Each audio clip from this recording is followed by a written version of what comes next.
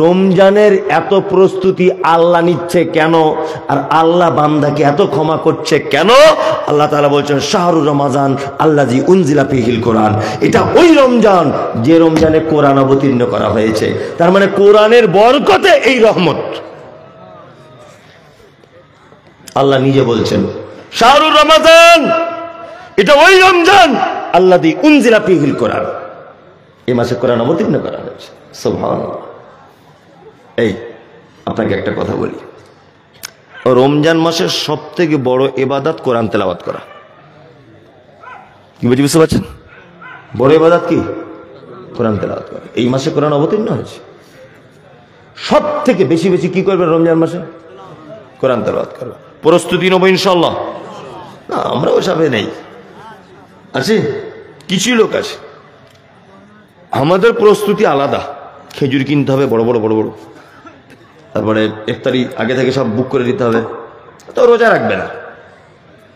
অনেক মানুষ আছে না রমজান মাস এলে মনীষা আর বলবেন না, হ্যাঁ লজ্জায় বলতে পারছি না, গ্যাসের খুব অসুখ। হ্যাঁ 11 মাস কোনো সমস্যা ছিল না, জনমের খাওয়া খেয়েছে, রমজান মাসের অসুখ। হাতির মতো ছেলে, গোস্তের দরে যদি গরু হাটে বিক্রি করা হয় 1.5 কেজি ওর গায়ে গোস্ত, রোজা রাখেন। ওর মেয়ের বয়স 17 বছর, মা বলছে আমার মেয়ে ভোরবেলা উঠতে পারে না গো। ও আচ্ছা আচ্ছা আচ্ছা, ঘুম ভাঙে না? না, আমার বাচ্চা মেয়ে কি করে রোজা রাখবে? 17 বছর বয়স। তোমার মেয়ের স্কুল খোলে 11টায়, তোমার মেয়ে বাড়ি থেকে বার হয় 9:30টায়, তোমার মেয়ে এখনো ছোট, 1.5 ঘন্টা করে কি আমরা বুঝি না? কি করে তোমার বেটি? তোমার বেটি এত বড় মোবাইল নিয়ে কাতার ভিতরে মোবাইলে চ্যাটিং করছে, এটা আমরা বুঝি না? তোমার বেটি এখনো ছোট, আজকে বিয়ে দিলে কাল করে ছেলের মা হবে। আর কি বলছো? বলছে আমার কচি মেয়ে কি করে রোজা রাখবে গো? তোমার মতো গার্জেনের পাছার চামড়া তুলে দিতে হবে, বিয়াদব কোথাকারে। কে বললো হাতির মতো ছেলে রোজা রাখতে পারবে না?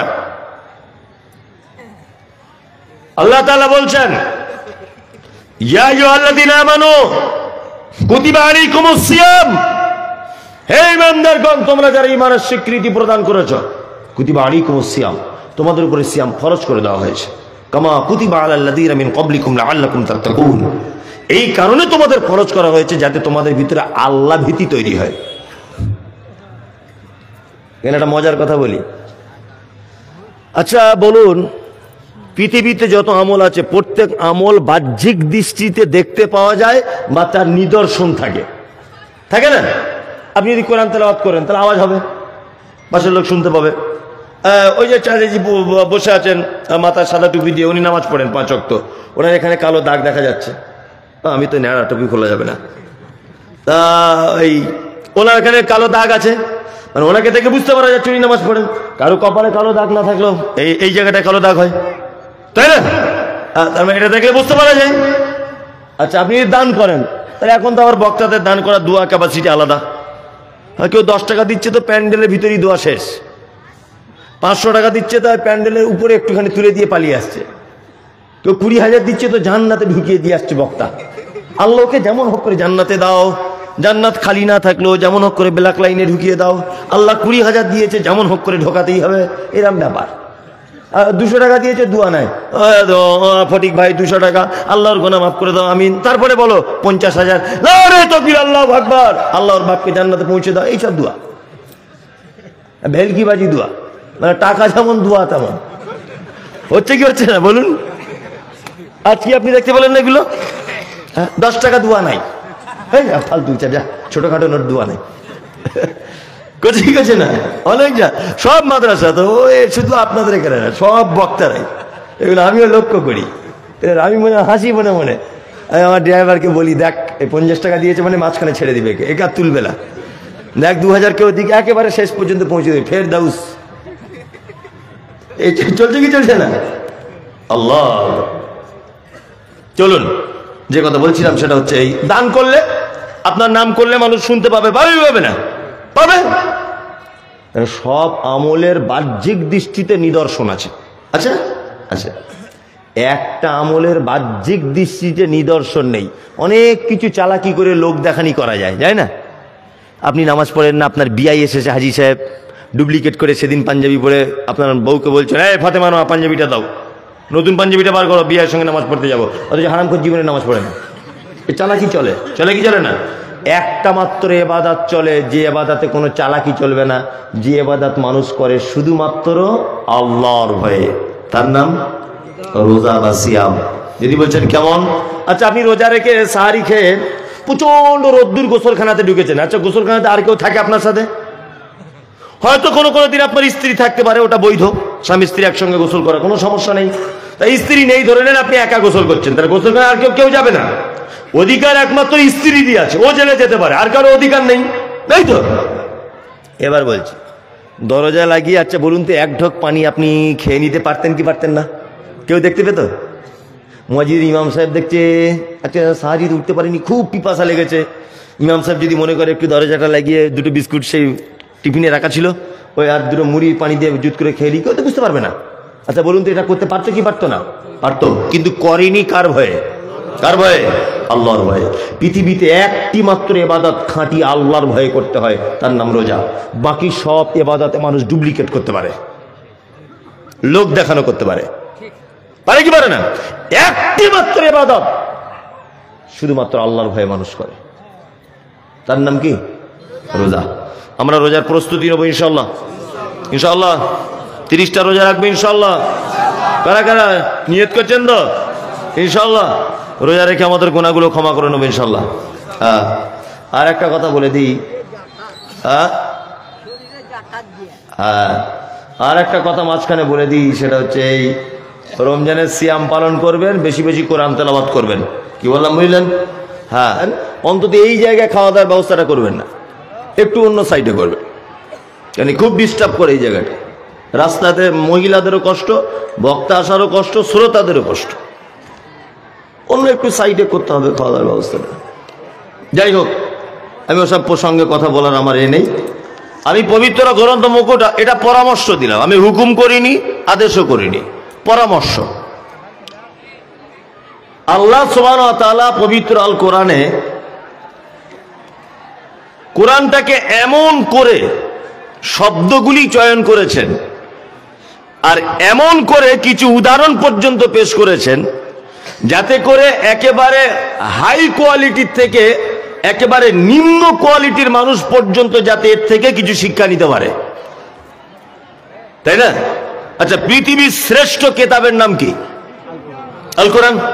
তার মানে পৃথিবীর যখন শ্রেষ্ঠ কেতাব, নিশ্চয়ই এটা জাতা কেতাব নয়, জাতা কেতাব কেতাব নয়। তাহলে 2 পাস 3 পাস 1 পাস এ বুঝতে পারবে এই কেতাব?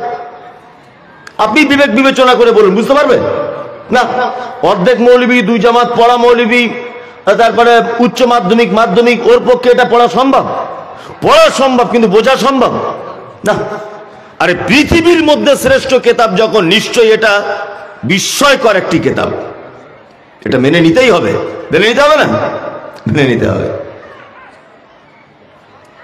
তাহলে এত দামি কেতাব, তাহলে আমি চাষি লোক, আমি কি কিছুই বুঝতে পারবো না এর থেকে?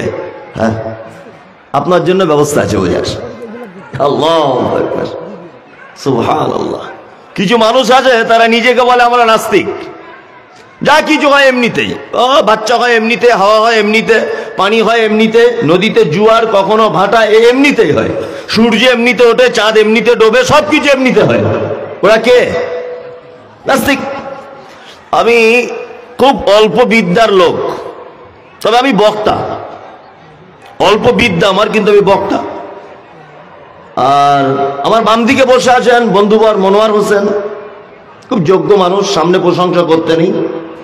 ইলমিয়াতের দিক দিয়ে অনেক আমার থেকে অনেক অনেক বড় মানুষ, কিন্তু বন্ধু মানুষ। আমি বক্তা।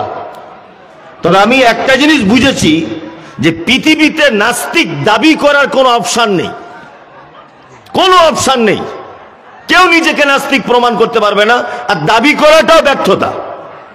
যদি বলছেন কেন, এটা আপনারা জানেন যে সারা পৃথিবীতে কর্তা ছাড়া কোনোদিন কর্ম সম্ভব নয়। কর্তা ছাড়া কোনোদিন কর্ম হয় না। এই যে মাইক্রোফোনটা আমি কথা বলছি, এই যে সাউন্ড সিস্টেমটা, আচ্ছা বলুন তো এর পিছনে একজন আবিষ্কারক আছে না নেই? আছে। আমি গান শুনছি, এ দুনিয়া এ মাহফিল তেরি কাম কি নেই, বলুন তো এই গানের পিছনে একটা গায়কের সুর লুকিয়ে আছে না নেই? আছে। আপনি বিরিয়ানি খাচ্ছেন, খুব টেস্টফুল বিরিয়ানিটা। আচ্ছা, এর পিছনে একটা রাঁধুনির হাত লাগবে কি লাগবে না? লাগবে। তার মানে আমরা খুব সাধারণভাবে বুঝে গেলাম যে পৃথিবীতে নাস্তিক হওয়ার কোনো অপশন নেই, কারণ কর্তা ছাড়া কর্ম অসম্ভব। অসম্ভব নয়, অসম্ভব। এবার আপনাকে একটা কথা বলি, সূর্য কোন দিকে ওঠে?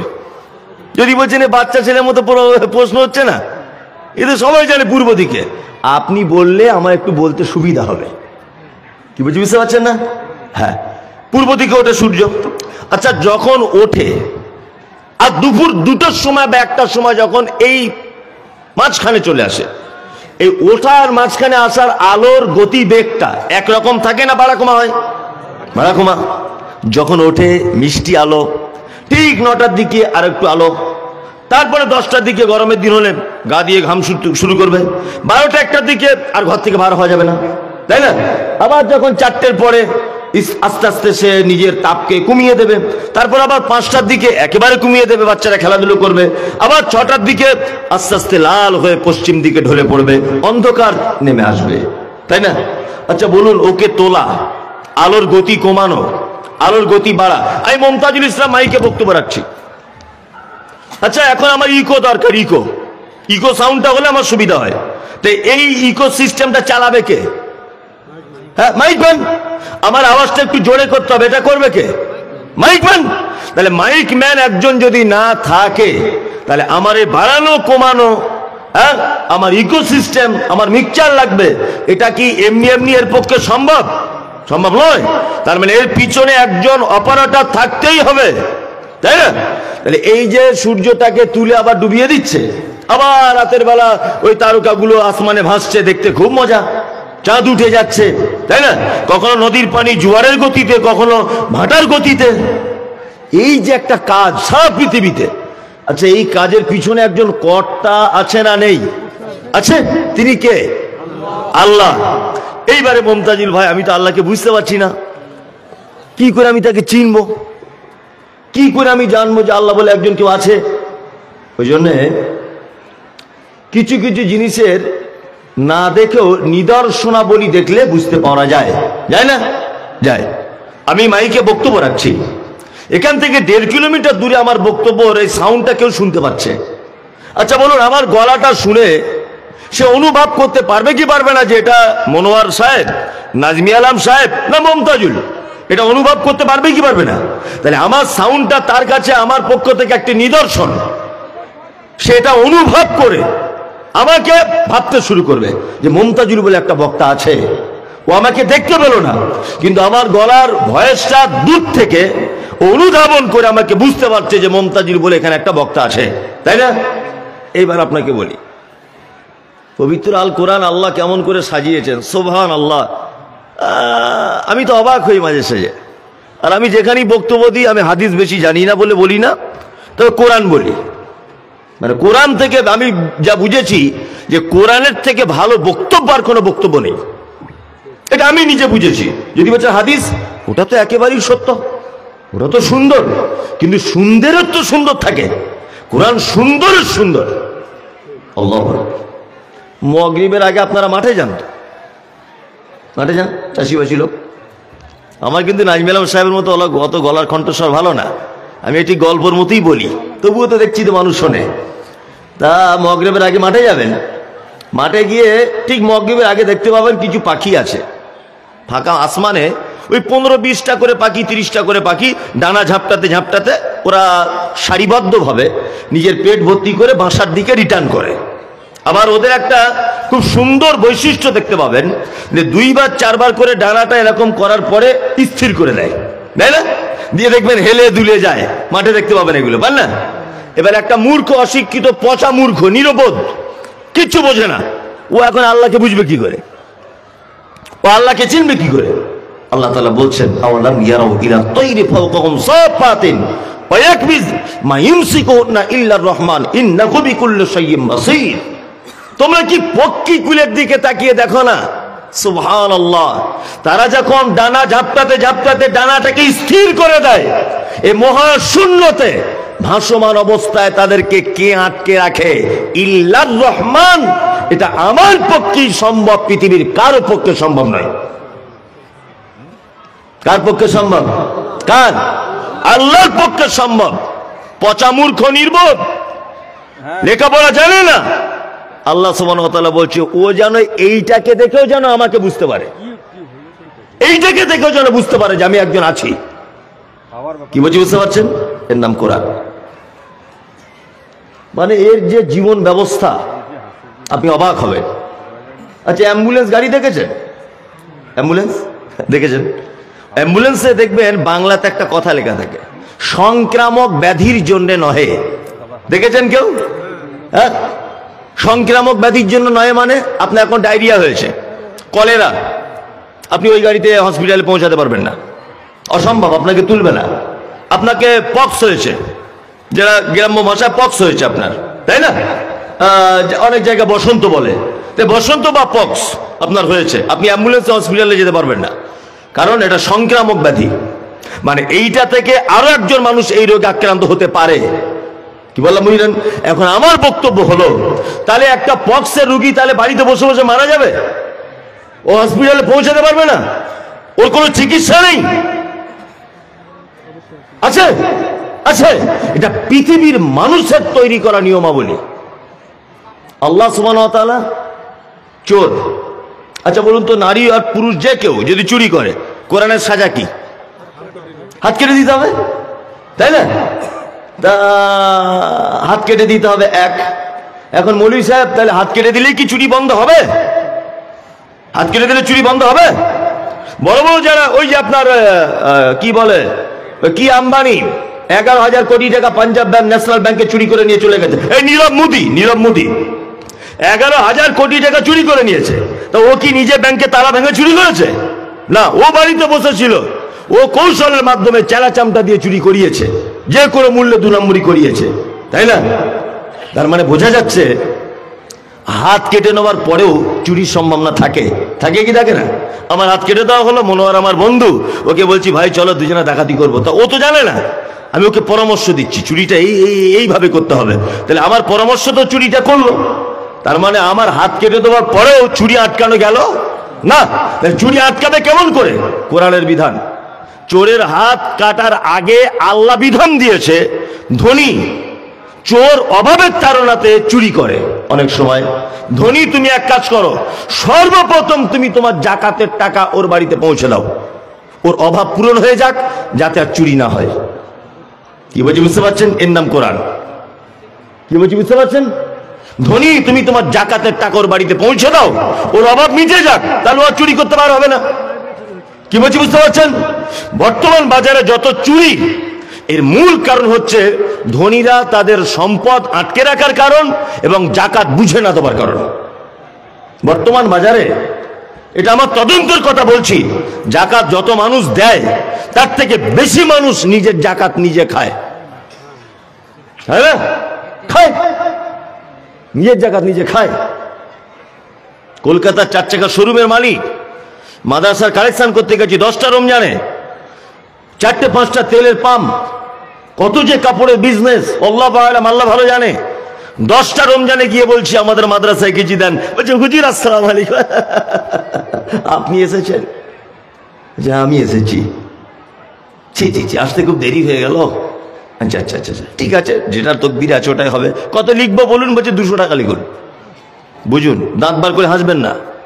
আমি সারা বাংলার পরিচিত লোক, এহানো বাঙালি মুসলিম নেই যে খারাপ হোক আর ভালো হোক যে কোনো দৃষ্টিকোণ থেকে সে আমাকে চেনে। আমাকে চিনেছে যে সোশ্যাল মিডিয়ার সঙ্গে যুক্ত। তাহলে আমি সারা বাংলার একটা নাম করা লোক, নাম করা বলতে দামি লোক নয়, মানে আমাকে চেনে, সেই হিসেবে আমি নাম করা। তাহলে আমার মতো পরিচিত লোককে যদি ও 200 টাকা দেয়, তাহলে আমার পিছনে বসে আছে বন্ধুবার ইমতিয়াজ, আপনাদের মাদ্রাসার শিক্ষক। এই মাদ্রাসা আমরা একসঙ্গে সব পড়েছি, যদিও উনি আমার থেকে অনেক সিনিয়র, আলহামদুলিল্লাহ। তা আমাকে সারা বাংলার লোক চেনে, আমাকে যদি 200 টাকা দেয়, তাহলে ইমতিয়াজ ভাই যদি যায় অপরিচিত, ওকে কত দিতে পারে বলে মনে হয়? 10 টাকা। তাই না? তা ও 10টা তেল পাম্পের মালিক, 1 কোটি টাকা যদি মালিক হয়, 2.5 লক্ষ টাকা জাকাত, তাই না? 2.5 লক্ষ টাকা আমার মতো মমতাজুল ইসলামকে যদি 10, 20, 200 টাকা দেয়, তাহলে 2.5 লক্ষ টাকা জাকাত কত লক্ষে দেওয়া লাগবে বলুন? কত লক্ষে? 10টা রমজানে বলছে জাকাত শেষ। তার মানে বোঝা যাচ্ছে ও জাকাত যা দেয় তার বেশি জাকাত ওরা স্বামী স্ত্রী ছেলে মেয়ে ভাগ করে খায়। কি বলছি বুঝতে পারছে না? আর শুধু বলছে মৌলভী সাহেব তেল পাম্প করেছি, লেবার একটাও ভালো না। তো বলছি কেন? শুধু সালা টাকা চুরি করে, ঠিক করে টাকা চুরি করে। তোমার টাকা চুরি করবে না? পাক্কা হারাম খোর তুমি। লেবারের 7,000 টাকা বেতন, ওর ঘর নেই বাড়ি নেই, তুমি জাকাতের টাকা কি চোখে দিয়ে টোটো কিনে দাও, এই টোটো চালা তুই, আমার এখানে 7,000 টাকা মাইনে কাজ করতে হবে না, তোর বাড়ি নেই, এলে জাকাতের টাকা নিয়ে টোটো কিনে নে। তাহলে আজকে চুরির মূল কারণ জাকাত, যারা দেনেওয়ালা জাকাত না বার করার কারণে। এর নাম হচ্ছে কোরআন। কোরআন আগে চোরের হাত কাটার কথা বলেনি, কোরআন আগে বলেছে ধনীরা জাকাত বার করে দাও। তারপরে যদি অভাব মিটে যাবার পরেও গরিব যদি বদমাইশি করে চুরি করে, তাহলে তার হাত কেটে দাও। কি বলছি বুঝতে পারছেন? তার মানে এর বিচার ব্যবস্থার কাছে পৃথিবীর কোন বিচার ব্যবস্থা আসতে পারে না। এক কঠিন কিতাব। আমি অবাক হই। আজকে আপনাদের বেশ কয়েকটা মজার কথা বলবো, খুব গল্পের মতো করে শুনুন, দেখবেন খুব মজা লাগবে আর জ্ঞানও আপনি পাবেন। আমি পবিত্র আল কোরআনের সূরা মুলক তেলাওয়াত করেছি। কোন সূরা? সূরা মুলক। মানে কি দিয়ে আপনাকে যে বোঝাবো, আল্লাহ সুবহানাহু ওয়া তাআলা পবিত্র আল কোরআনের প্রায় অনেক সূরার ব্যাপারে তার উপকারিতা এবং তার ফজিলত বর্ণনা করেছেন। করেছেন না? করেছেন। যেমন কেউ যদি সূরা বাকারা বাড়িতে তেলাওয়াত করে, তার বাড়িতে শয়তান প্রবেশ করবে না। কি? 2 নম্বর, সূরা ফাতিহার একটি নাম আছে সূরাতুশ শিফা, সমস্ত রোগের প্রতিষেধক। কে? ফাতিহা। আচ্ছা, আরেকটা আপনি শুনে নেন, সেটা হচ্ছে এই যে পবিত্র আল কোরআনে এমন একটি সূরা রয়েছে যে সূরাটি তাওরাতে ছিল না, জবুরে ছিল না, ইনজিলেও ছিল না, তার নাম ফাতিহা। খুব মূল্যবান সূরা। ঠিক এই রকম সূরার মূল্যবানদের ভিতরে একটি মূল্যবান আছে, তার নাম সূরা মুলক। কি বললাম বুঝলেন? একটা মানুষের জাহান্নাম অবধারিত, জাহান্নাম যাবেই লোকটা, কনফার্ম, ওর বাঁচার কোনো রাস্তা নেই। 2টো মাত্র জিনিস বাঁচার রাস্তা করে দিতে পারে, 2টো মাত্র জিনিস। এক, এই যে সূরা মুলক যদি কেউ তেলাওয়াত করে, সূরা মুলক গিয়ে আল্লাহর দরবারে কথোপকথন করবে তার তেলাওয়াতকারীর পক্ষে নিয়ে। আল্লাহকে বলবে, আল্লাহ, ওর তো আর বাঁচার কোনো রাস্তা নেই, তবে ও আমাকে ভালোবেসে তেলাওয়াত করত, ওকে যতক্ষণ না পর্যন্ত জান্নাত পর্যন্ত না ঢুকিয়ে দিচ্ছ, আমি তোমার পিছন ছাড়বো না। তারপরে আপনাদের উচিত সূরা মুলক বেশি বেশি করে কি তেলাওয়াত করবেন। আর একটি আমল আছে, যে আমলটা যদি আপনি করতে পারেন, তাহলে প্রত্যেক আমলকে কিয়ামতের দিন আকৃতি দেওয়া হবে। যেমন হাদিসে এসেছে, সূরা বাকারা আর সূরা ইমরান যদি কেউ তেলাওয়াত করে, তা কিয়ামতের মাঠে ওর পক্ষে হয়ে আকাশের মেঘ যেমন তেমন আকৃতি নিয়ে আল্লাহর দরবারে সুপারিশ করবে, আল্লাহ আমার তেলাওয়াতকারীকে জান্নাত পৌঁছাও, জান্নাত দেওয়াই লাগবে। আরেকটি ইবাদত বান্দার পক্ষে হয়ে আকৃতি ধারণ করে আল্লাহর সাথে তর্ক বিতর্কে লিপ্ত হবে। কি? নফল সিয়াম, অর্থাৎ নফল রোজা। ও এসে বলবে, আল্লাহ, দিনের বেলাতে স্বামী স্ত্রী মিলন বৈধ ছিল, কিন্তু আমি ওকে বিরত রেখেছি। ও চাইলে খেতে পারতো, কিন্তু আমি ওকে বিরত রেখেছি। আল্লাহ, ও চাইলে উল্টো পাল্টা কথাবার্তা বলতে পারতো, কিন্তু আমি ওর শাহওয়াত, ওর সমস্ত কিছু থেকে বিরত রেখেছি। আমি আল্লাহকে যতক্ষণ না জান্নাতে না দিবে, ততক্ষণ পর্যন্ত আমি পিছন ছাড়ছি না। আল্লাহ তাআলা বলবেন, যা, তাহলে ওকে ক্ষমা করে দিলাম। কি বলছি বুঝতে পারছেন? মারাত্মক ইবাদত কোরআন তেলাওয়াত। এবার আমি যেটা বলবো, সূরাটির বাংলা অনুবাদ একটা করে। একদম প্রথম আউযুবিল্লাহ বিসমিল্লাহ থেকে শুরু করি, তাহলে বুঝতে সুবিধা হবে। আচ্ছা বলুন, কোরআন শুরু করার সময় কি বলে করতে হয়? আপনি বলুন, আপনি বলুন। আর জি, ইয়েস, ঠিক আছে। তাহলে এখানে আরেকটা পদ্ধতি বলে দিই। আমি সূরা ফাতিহাটা প্রথম থেকে তেলাওয়াত করব, প্রথম থেকে। কি বলতে হবে? আউযুবিল্লাহ বিসমিল্লাহ দুটোই। কি বললাম বুঝলেন? এবার আমি সূরা ফাতিহা বলার পর সূরা বাকারা 30 নম্বর আয়াত থেকে শুরু করছি, ধরে নেন। সেই ক্ষেত্রে কি বলা লাগবে? এই শুধু বিসমিল্লাহ কে বললো? শুধু আউযুবিল্লাহ। কি বললাম বুঝলেন? তাহলে কোরআনের কোন সূরা প্রথম থেকে শুরু করতে গেলে আউযুবিল্লাহ বিসমিল্লাহ দুটোই, এগুলো মনে রাখবেন, মনে রাখবেন তো। আর কোন সূরার মাঝখান থেকে তেলাওয়াত করতে গেলে শুধু আউযুবিল্লাহ। এবার আপনাদেরকে মজার যে কথাটা বলবো সেটা হচ্ছে এই, আল্লাহ পবিত্র আল কোরআনে বলছেন, ফাইজা কারাতাল কোরআন ফাসতাইজ বিল্লাহি মিনাশ শাইতানির রাজিম। তোমরা যখনই কোরআন তেলাওয়াত করবে শয়তানের কুমন্ত্রণা থেকে আল্লাহর নিকট আশ্রয় প্রার্থনা করো। আরে কোরআন পড়ার আগেই শয়তানের কুমন্ত্রণা থেকে আশ্রয় চাইতে হবে কার কাছে? আল্লাহর কাছে। এই বক্তব্য আগে কোনোদিন শুনেছেন কি আমি জানি না, আর যদি শুনে থাকেন আবার আপনি শুনুন। পৃথিবীর সব থেকে বড় ইবাদত, তার নাম কি? কি বলছেন আপনি? ভয় করছেন কেন? বলুন, ডারছেন নামাজ, সেটা বলুন। নামাজ, তাই তো? আচ্ছা, নামাজ কি বলে শুরু করে? আল্লাহু আকবার, তাই না? আচ্ছা, তারপরের বড় ইবাদত ধরে নেন একটা রোজা, ধরে নেন রোজা, ধরে নেন, তাই না? ইফতারি করে কি বলে? বিসমিল্লাহ বলে ইফতারি করে, তাই তো? জি। আচ্ছা, তারপরে বড় ইবাদত ধরে নেন হজ করা, বড় ইবাদত। তা হজ করার সময় কি বলে করে? এই যে লাব্বাইক আল্লাহুম্মা লাব্বাইক, লাব্বাইক লা শারীকা লাকা লাব্বাইক, ইন্নাল হামদা ওয়ান নি'মাতা লাকা ওয়াল মুলক লা শারীকা লাক, বলে না? বলে। চলুন, এবারে দান করা, এটা কি ইবাদত না? ইবাদত। দানগুলো কি বলে করে? এই তো এখানে দান করছিল নাজমিলাম সাহেবকে, কেউ এরকম করে বলে আউযুবিল্লাহি মিনাশ শাইতানির রাজিম, নাজমিলাম সাহেব আমার মায়ের নামে 2000, কেউ বলে? পৃথিবীতে কোনো আমল করার আগে আউযুবিল্লাহি মিনাশ শাইতানির রাজিম পড়তে হবে, কোনো ইবাদত নেই, কোনো ইবাদত নেই। একটি মাত্র ইবাদত আছে, যে ইবাদত করার আগে, যে আমল করার আগে শয়তানের কুমন্ত্রণা থেকে আল্লাহর নিকট আশ্রয় চাইতে হয়, তার নাম কি?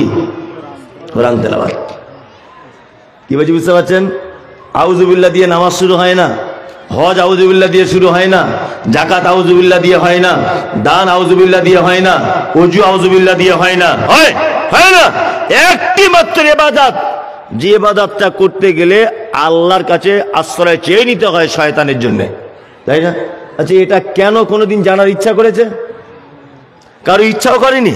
আর যদি আমি বলে দিই তাহলে শোনার ইচ্ছা আছে তো? বলে দিই কেন আউযুবিল্লাহ আপনি পড়বেন। এতে কত যে মজা আছে। আদম আলাইহিস সালামকে আল্লাহ তাআলা তৈরি করলেন, আদম তৈরি করলেন, জান্নাতের ভিতরে রাখলেন। বিস্তারিত ঘটনা কেটে কেটে বলছি।